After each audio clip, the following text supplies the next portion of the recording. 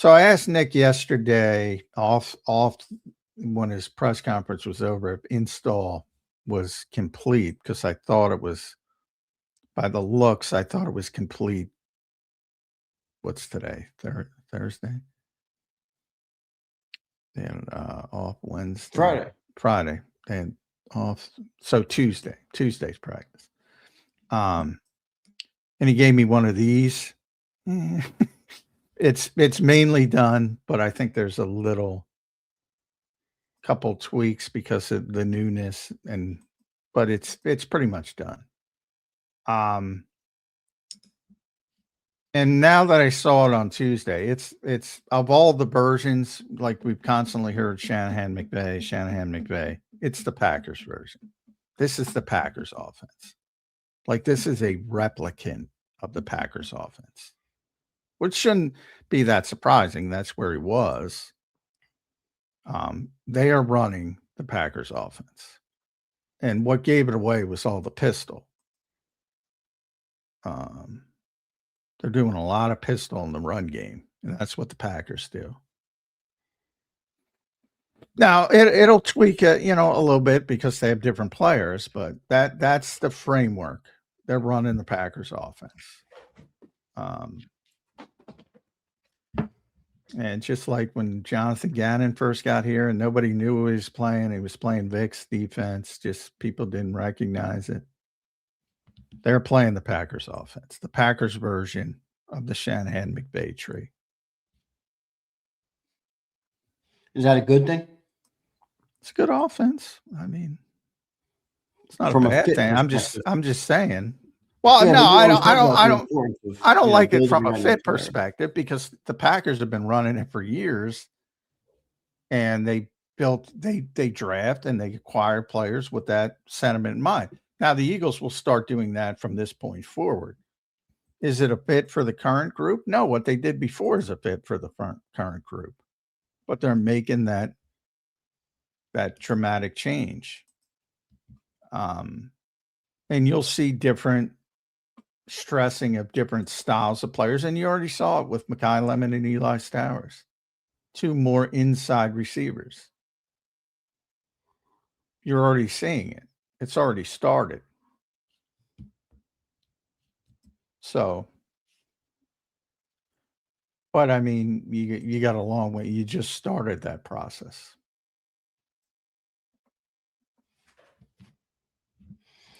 Well, we'll see what it looks like this year. I'm hoping the Eagles offense has a better year this year, John, than they did last year. And Sean Mannion's got to be one of the guys that do it. Jalen Hurts is the next guy who's got to elevate them and do it. And now a lot is hinging on this receiving group as well. Dontavian Wicks, maybe Darius Cooper, Mekhi Lemon. I think we all feel pretty good about DeVonta Smith, but it's going to be interesting to see what it looks like this year.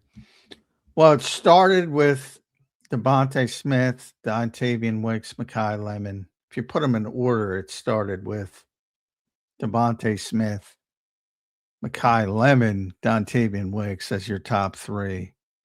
Today, it's DeVonta Smith, Dontavian Wicks, and Mekhi Lemon as your top three, just flipping the two. And yeah, it's those are the guys that are going to play. So Mekhi's got to get out there. The plan is to play Mekhi Lemon. So that's the plan. If he doesn't get out there, you got to change your plan, but that's what they want to happen. At what point will you be more open to that? Like, at what date? August 25th? September 10th? Well, I don't know if there is a date. From the coaching staff's mind, it's not changing for a long time.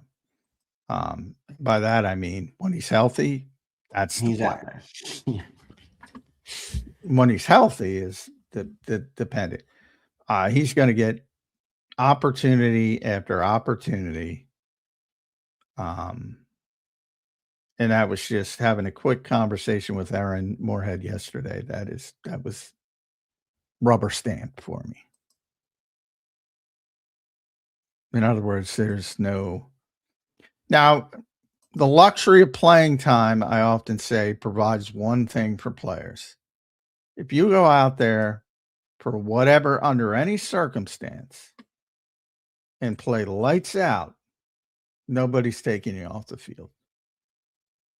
So if Kai Lemon can't go and Darius Cooper goes out there and he turns into a lights out player, they won't take him off the field. But the likelihood of that is really small. And the reason is because even if he's hurt and even if he's the third, he's not going to get the targets to play like that. The opportunity doesn't exist. It's the life of an undrafted free agent. You know, the toughest part is to get the opportunity. And then you gotta do something. But man, it's really tough for those guys to get the opportunity.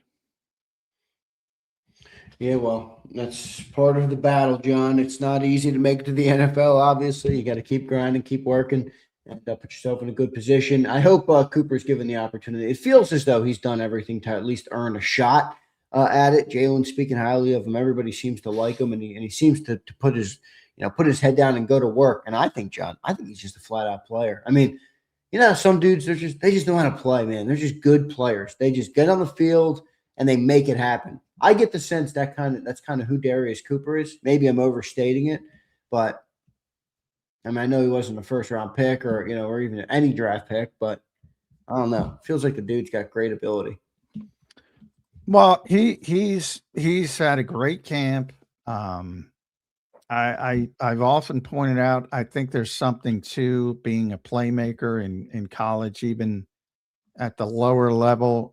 He's used to having the football in his hands. He's confident. He's, if you throw some of these, 40 catch guys from LSU or Alabama, like Terrace Marshall, or even now with Eku Kanma, who was a big time receiver at Texas Tech, or, they catch 50 balls or something like that. Like, they're not used to being the guy. Like, Darius Cooper was the guy. Everything ran through him. I think there's something to that when it comes to mentality. I agree. I've taken that point you said and used it because I think it's a great point, John. I really do. Versus a guy like Stowers, who's got this great athletic ability, but he's never been the focal point of an offense or gotten the ball to that level. I think it's a great point by you. We'll see how it looks. All right, John, any final thought? We're going to get to Jeff Kerr here in a second. Before this preseason game, anything else we got to run down on the upcoming game tomorrow night? What is it? Tomorrow at 7 in Baltimore? I believe it's 7. I have to double check. Dreading the aspect of going down to the Charm City, as they call it. Not too charming when you're trying to find the different parking lots around MT and Bank Stadium. MT, is that what it's called? MT? MNT Bank Stadium, yeah. Yeah, a bit of a cluster. Hopefully preseason won't be as bad as a regular season game. Yeah, might not be. We'll see. All right, good stuff there.